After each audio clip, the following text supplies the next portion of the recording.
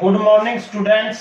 In last video हमने discuss किया था कि law of conservation of mass किस प्रकार द्रव्यमान संरक्षण का नियम बैलेंस इक्वेशन में हेल्प करता है, और इसी प्रकार लॉ ऑफ कांस्टेंट कंपोजिशन में स्थिर अनुपात का नियम में हमने पढ़ा था कि चाहे हम वाटर का एग्जाम्पल लिया था, किसी भी सोर्स से वाटर ले लें, चाहे वो टेप वाटर हो, स्ट्रीम वाटर हो, ग्राउंड वाटर हो, वो हमेशा हाइड्रोजन और ऑक्सीजन से मिलके बनेगा और उसका जो रेशो है 1:8 रहेगा। अब हम डिस्कस करेंगे डाल्टन्स लॉ ऑफ थ्योरी या Dalton's atomic theory. Dalton's atomic theory in 1808 के अंदर डाल्टन ने कुछ पोस्टुलेट दिए एटम के बारे में। वो इस प्रकार से है। फर्स्ट है matter is made up of extremely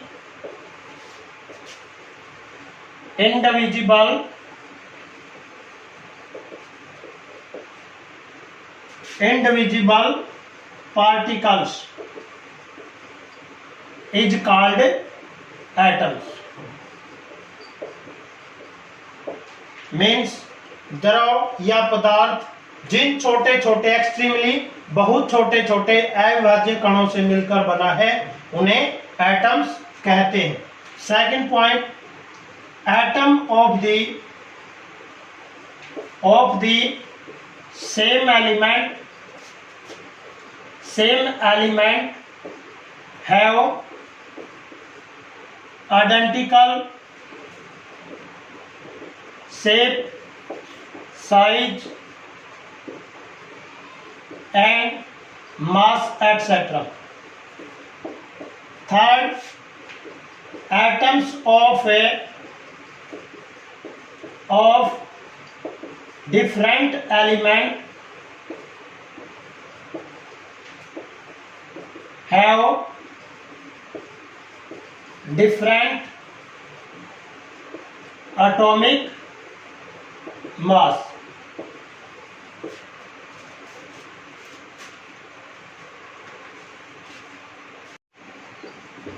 Fourth point, relative number of atoms are constant in a substance। Fifth point है atoms can neither be created, atoms can neither be created nor be destroyed।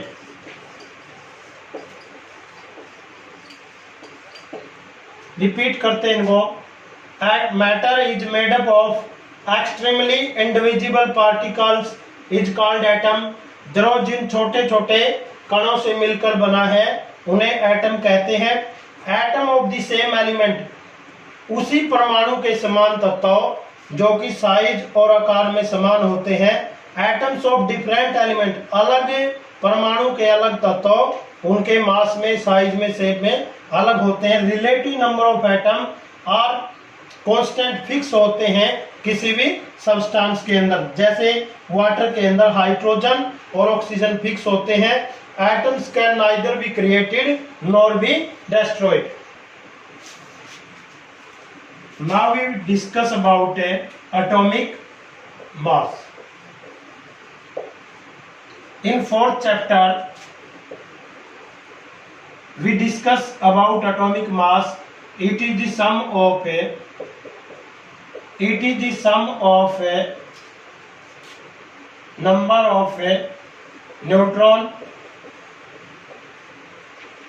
plus number of proton, but in this lesson we discuss about atomic mass. जब carbon oxygen के साथ reaction करता है तो ये दो तरह के कंपाउंड बनाता है। एक तो कार्बन डाइऑक्साइड, जब अनलिमिटेड सप्लाई ऑफ एयर हो, खुले के अंदर पूरी ऑक्सीजन की सप्लाई मिले, लेकिन जब बंद कमरे में कार्बन ऑक्सीजन के साथ अभिक्रिया करता है तो कार्बन मोनोऑक्साइड बनाता है,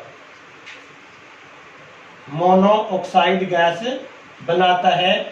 अगर हम कार्बन मोनोऑक्साइड का रेशो देखें, कार्बन रेशो ऑक्सीजन 12 रेशो 32 16, इसको काटे 3 रेशो 4 आता है। अगर हम इसको बोलें, जब 3 ग्राम कार्बन 4 ग्राम ऑक्सीजन के साथ रिएक्ट करता है तो एक मॉलिक्यूल कार्बन मोनोऑक्साइड का बनाता है। तो इसके मुकाबले में जो 4/3 ग्राम कार्बन हैवियर है, भारी है, किससे? ऑक्सीजन से। अब बात आती है वे एटॉमिक मास को कैसे मेजर किया जाए। अलग अलग हर एक इंडिविजुअल एटम का एटॉमिक मास करना बहुत ही डिफिकल्ट टास्क था, इसलिए साइंटिस्टों ने एक स्टैंडर्ड एटॉमिक मास बनाया ऑक्सीजन का और कार्बन के रिगार्डिंग। सबसे पहले हम कार्बन की बात करेंगे। कार्बन को स्टैंडर्ड क्यों चुना गया? बिकॉज जैसे हम किसी स्टूडेंट की बात करें, क्लास के अंदर किसी भी स्टूडेंट को मॉनिटर तभी बनाया जा सकता है, एक तो उसकी सबसे ज्यादा अटेंडेंस हो। अटेंडेंस हम यहाँ कंपैरिजन करेंगे अबेंडेंस से। कार्बन प्रचुर मात्रा के अंदर पाया जाता है, इसलिए उसी स्टूडेंट को मॉनिटर या चैंपियन बनाया जा सकता है जो सबसे ज्यादा अटेंडेंस क्लास के अंदर उपस्थिति हो। इसके अलावा उसके हम यहाँ आइसोटोप से संबंधित देखेंगे। आइसोटोप का अर्थ उस स्टूडेंट की वो उस बात से निकालेंगे वे उसके ज्यादा भाई बहन उस क्लास के अंदर नहीं पढ़ने चाहिए। तीसरी बात, आइसोटोप यहाँ होता है कि एटम के वे सेम एलिमेंट जिनका एटॉमिक नंबर तो सेम होता है, जैसे C12, C13 और C14। थर्ड है वो इतना ज्यादा रिएक्टिव भी नहीं होना चाहिए, बहुत ज्यादा क्रियाशील भी नहीं होना चाहिए और कम भी नहीं होना, इंटरमीडिएट होना चाहिए। ऐसा ही स्टूडेंट हम क्लास का मॉनिटर बना सकते हैं, भाई वो सारा दिन शरारत करता रहे और उसी को हम चैंपियन बना दें। तो इसलिए साइंटिस्टों ने कार्बन को स्टैंडर्ड माना गया। अब हम एटॉमिक मास की जो डेफिनेशन है वो देंगे। It is the mass, it is the relative mass of carbon 1/12 mass of the carbon atom. Similarly अगर हम ऑक्सीजन के केस में एग्जांपल दें, it is the relative mass of oxygen is the 1/16 mass of oxygen atom. इसको हमने atomic mass कहा relative, because this mass is nearly in whole number as like oxygen 15.9 something होता है, तो इसको हम 16 मान लेते हैं, इसलिए क्या माना गया? होल नंबर माना गया। What is atom? अब हमने एटॉमिक मास के बेस पे एटम को डिफाइन करेंगे। Atom is the smallest, it is the smallest particles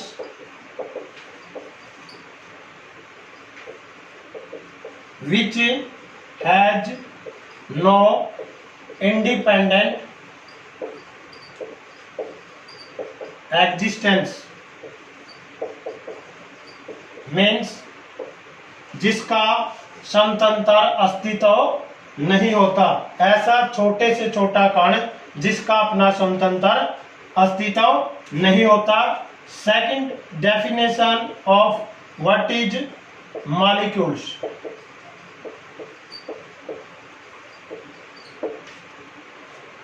it is also small particle but made up of two or more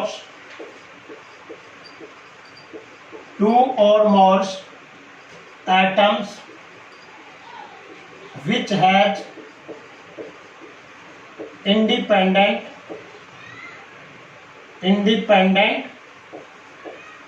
existence, because in molecule of oxygen O2 it is made up of two atoms of oxygen.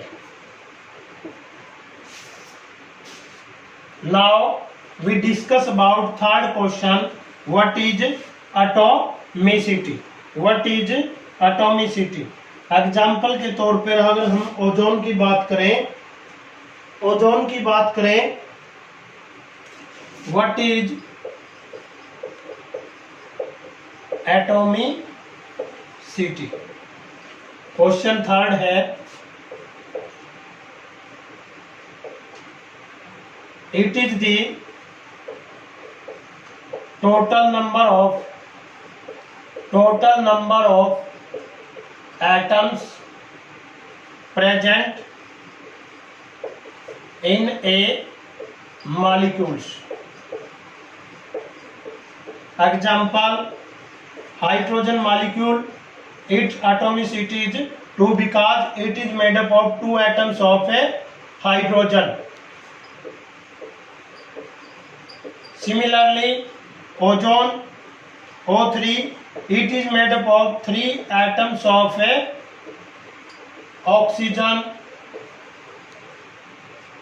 Similarly, elements of a molecule, अगर हम glucose की बात करें C6H12O6, इसकी atomicity की बात करें तो 6 + 12 + 16 24 हो जाएगी, बिकॉज 6 एटम कार्बन के, 12 हाइड्रोजन के, 6 फिर ऑक्सीजन के, तो इसकी एटोमिसिटी कितनी है 24।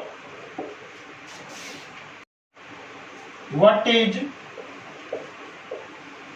Ion. Ion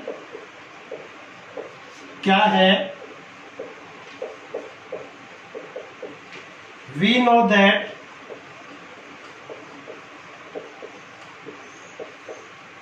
atom, molecule, ions किसी भी कंपाउंड के या मैटर के कॉन्स्टिट्यूएंट पार्टिकल है, इनको बोलते हैं constituents particles of matter. Now अब जो कंपाउंड है, compound is always made up of metal and non metal. We know that metal is formed by loss of electron, or we can say that charge particles, जिनको हम cation बोलते हैं। Cation also formed by loss of electron। Non metal के अंदर जो electron gain करते हैं, gaining of electron is called anion, means negative charged particles. जो कैटायन होता है जिसको हम पॉजिटिव चार्ज्ड पार्टिकल्स कहते हैं। Now remaining work done, chemical formulae writing, also how these formulae will help in next class, 10th class. All remaining textual question exercise will be discussed in next video.